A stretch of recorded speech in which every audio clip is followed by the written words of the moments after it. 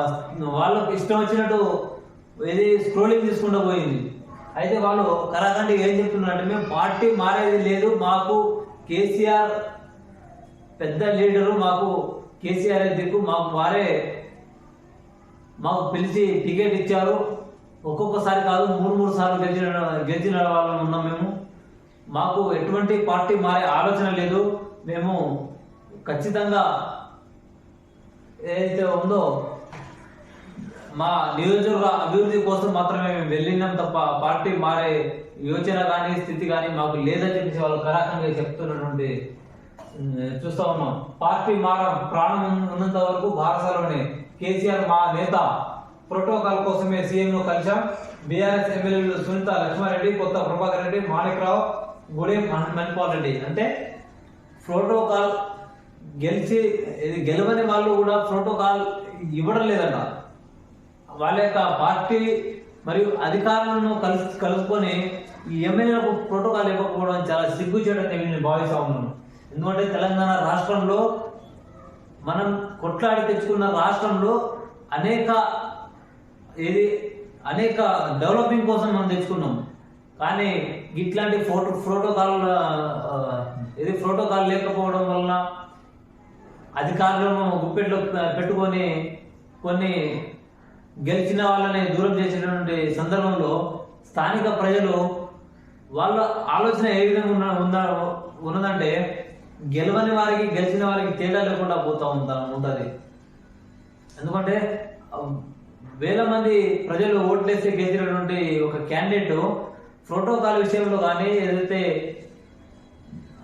ఏదైతే తెలంగాణ రాష్ట్రం వారి నియోజకవర్గ అభివృద్ధి పనులు కానీ వాళ్ళకు పిలవకుండానే జరిగిపోతూ ఉంది. అంటే డైరెక్ట్గా అధికారులకు వెళ్తుంది, అధికారుల నుంచి ఆ యొక్క కాంగ్రెస్ పార్టీ లీడర్లకు వెళ్తుంది. కాబట్టి అటువంటి తప్పుడు నిర్ణయం కానీ తప్పుడు ప్రయత్నం కానీ చేయకూడదని నేను భావిస్తా ఉన్నాను.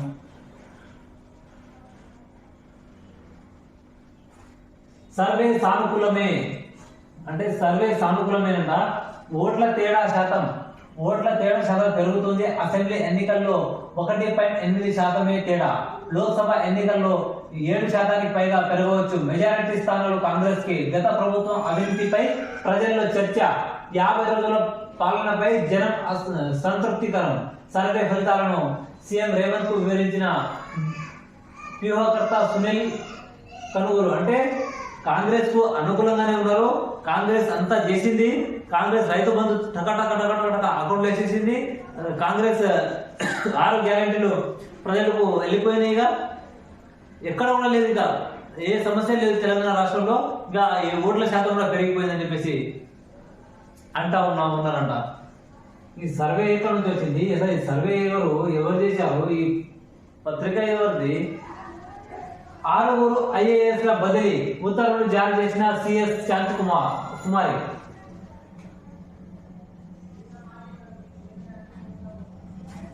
రిపబ్లికన్ల అధ్యక్ష రేసులో ట్రంప్ జోరు. న్యూహామ్ ప్రైమరీలో గెలుపు. మాజీ అధ్యక్షుడి 52% ఓట్లు. ఫ్యామిలీని చీల్చి రాజకీయాలు. నాడు మా బాబాయిని నాపై పోటీ పెట్టారు, నేడు నా సోదరిని ప్రయోగించారు. చంద్రబాబుపై ప్రతీకార చర్చ లేదు. అవినీతి వల్లే ఆయన అరెస్ట్ అయ్యారు. తదేపా జనసేనతోనే మాకు పోటీ. వ్యతిరేకత వల్ల కొందరికి నో టికెట్స్. ఎంపీ అభివృద్ధికే కేంద్రంతో సంఖ్యాత. తిరుపతి విద్యా సదస్సులో ఏపీ సీఎం జగన్. అంటే గతంలో మా బాబాయిని నాపై పోటీ చేయించినటువంటి ఘనత చంద్రబాబుదే అని చెప్పి చెప్తున్నారు. ప్రస్తుతం షర్మిల రావడం కూడా చంద్రబాబుదే కారణం అని చెప్పేసి చెప్తున్నారు. అంటే తన యొక్క సోదరి షర్మిల గారు వారి యొక్క నిర్ణయాలు ఉండవా? మీరు 15 ఏళ్ళు జైల్లో ఉంటే మీ యొక్క సోదరి మిమ్మల్ని కాపాడుకొని జగనన్న వదిలిన బాణం అని చెప్పినటువంటి సందర్భంలో ఆ రోజు మీ యొక్క సోదరిని ఉపయోగించుకొని మీరు అధికారంలో వచ్చినప్పుడు ఇప్పుడు తన సొంత నిర్ణయాలు తీసుకోవడం తప్ప. ఏదైనా రాజకీయ కోణం ఎట్లా ఉన్నదంటే, ఒకరి మీద ఒకరు మాట్లాడేటప్పుడు అదే వెనుక ఎవరైతే ఉన్నారో వాళ్ళని చూస్తూ ఉంటారు. కానీ ఈమె వెనుక లేకుండా కానీ తక్కువ మీ వెనుక వాళ్ళు ఉన్నారు, మీ వెనుక వీళ్ళు ఉన్నారు అని చెప్పి చెప్పడం చాలా బాధాకరమైన భావిస్తాం. త్వరలోనే మళ్ళీ కేసీఆర్ సీఎం, కాంగ్రెస్ ప్రభుత్వం గద్దె దిగడం ఖాయం, ఏక్నాథ్ షిండేగా రేవంత్. కాంగ్రెస్ 420 గ్యారంటీలు. ఇప్పటికే జనంలో అసహనం, లోక్సభ ఎన్నికల్లో మనదే గెలుపు, భారత వర్కింగ్ ప్రెసిడెంట్ కేటీఆర్ సంచలన వ్యాఖ్యలు. అంటే తెలంగాణ రాష్ట్రంలో కేసీఆర్ చేసినటువంటి పనులు, ప్రస్తుత ప్రభుత్వం చేస్తున్నటువంటి పనులు, వారి యొక్క తేడా ఏంటంటే గతంలో పునాది నుంచి పైకి లేవాలి. అంటే ఫస్ట్ పునాది వేసుకోవాలి, దాని తర్వాత మనం ఒక్కొక్క మెట్టు కట్టుకుంటా పోవాలి. ఇప్పుడు పునాది అయిపోయింది, ఇది అంతా అయిపోయింది, స్లాబ్ లెవెల్ వచ్చి మేము ఆ స్లాబ్ కూడా ఆలోచన చేస్తామని చెప్తున్నటువంటి కాంగ్రెస్ ప్రభుత్వం గతంలో ఇన్ని చేసినా దానికి కొన్ని ఖర్చు అవుతుంది, ఆ కొన్ని ఖర్చు అప్పుల విధంగా అయింది.